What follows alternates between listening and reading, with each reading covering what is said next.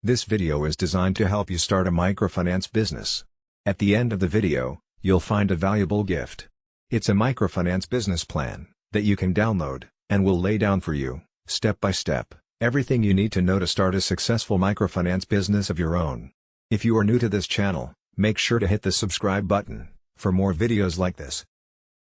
Before you make a business plan, research the different types of microfinance companies. Do you plan to start a microfinance bank, a credit union, or a cooperative?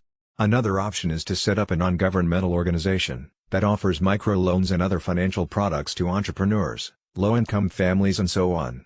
Each business model has different legal implications.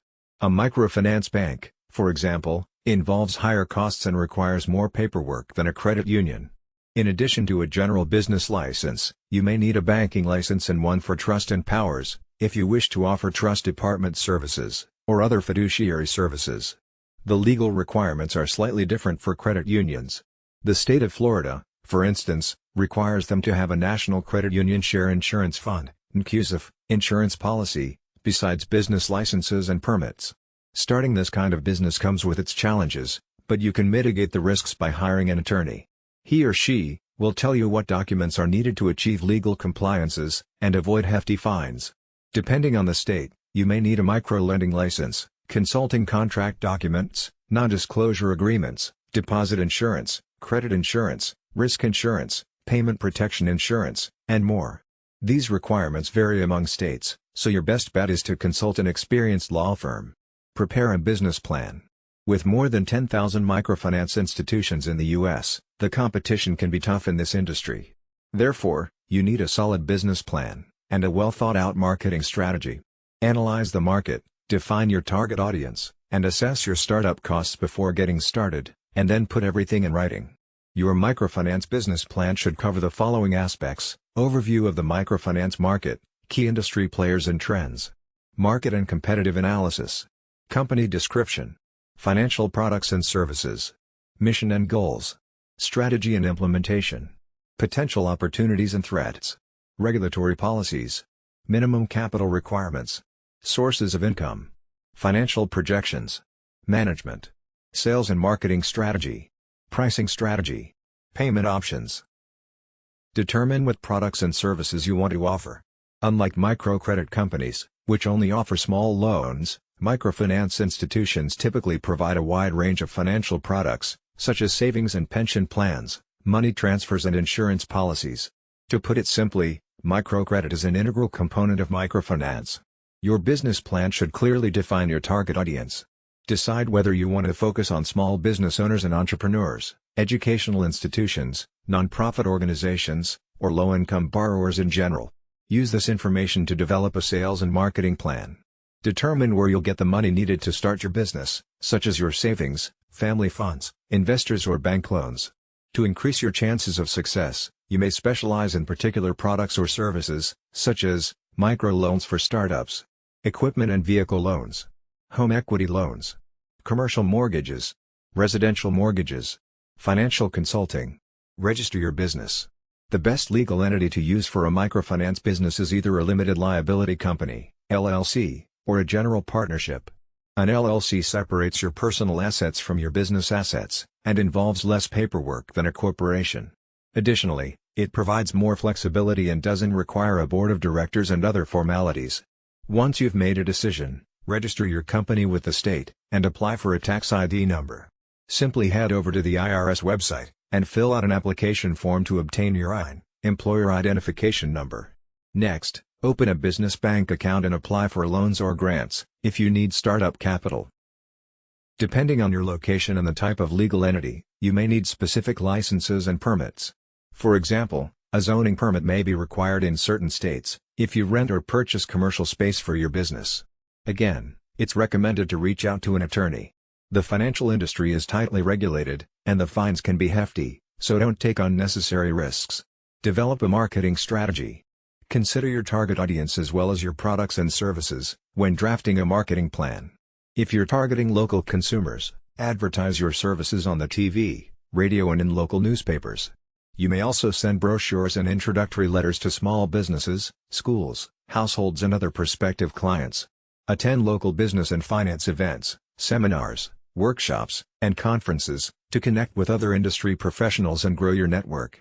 Depending on your budget, you can also give away branded merchandise, place billboards around the city, distribute flyers or sponsor local events, such as fundraising campaigns. Another way to promote your microfinance business is to set up online advertising campaigns on Google and Facebook. In this case, it would be worth hiring a marketing agency. They can leverage Facebook's algorithm to laser target your audience and create highly personalized ads. Furthermore, join your local chamber of commerce to market your services and get referrals. Consider creating different packages for each type of customer. A microloan for female entrepreneurs, for example, may have different payment terms and interest rates than one for low-income households. Likewise, your online marketing efforts should be tailored to each type of client. The next part of the video is not specific to a microfinance business. Nevertheless, this knowledge is essential for success in the microfinance business, as well as in any other business. Ignore it at your own peril. Operating a successful microfinance business will depend on the following 4 conventions. 1. A practical plan, with a solid foundation. 2. Dedication, and willingness to sacrifice, to reach your goal. 3. Technical skills. 4. Basic knowledge of management, finance, record keeping and market analysis. As a new owner, you will need to master these skills and techniques if your business is to be successful. Finding a niche. Small businesses range in size from a manufacturer, with many employees, and millions of dollars in equipment, to the lone window washer, with a bucket and a sponge. Obviously, the knowledge and skills required for these two extremes are far apart, but for success they have one thing in common. Each has found a business niche, and is filling it. The most critical problems you will face, in your early planning, will be to find your niche, and determine the feasibility of your idea. Get into the right business at the right time, is very good advice, but following that advice may be difficult. Many entrepreneurs plunge into a business venture, so blinded by the dream, that they fail to thoroughly evaluate its potential. Is your business idea feasible? Before you invest time, effort, and money, the following exercise will help you separate sound ideas from those bearing a high potential for failure. Identify and briefly describe the business you plan to start. Identify the product or service you plan to sell. Answering yes to any of the following 3 questions means you are on the right track. A negative answer to all of them means the road ahead could be rough. 1. Does your product or service satisfy an unfilled need? 2. Will your product or service serve an existing market in which demand exceeds supply? 3. Will your product or service be competitive based on its quality, selection, price, or location? Market analysis. For a small business to be successful, the owner must know the market. To learn the market, you must analyze it, a process that takes time and effort. You don't have to be a trained statistician to analyze the marketplace, nor does the analysis have to be costly. Analyzing the market is a way to gather facts about potential customers, and to determine the demand for your product or service. The more information you gather, the greater your chances of capturing a segment of the market. Know the market before investing your time and money in any business venture.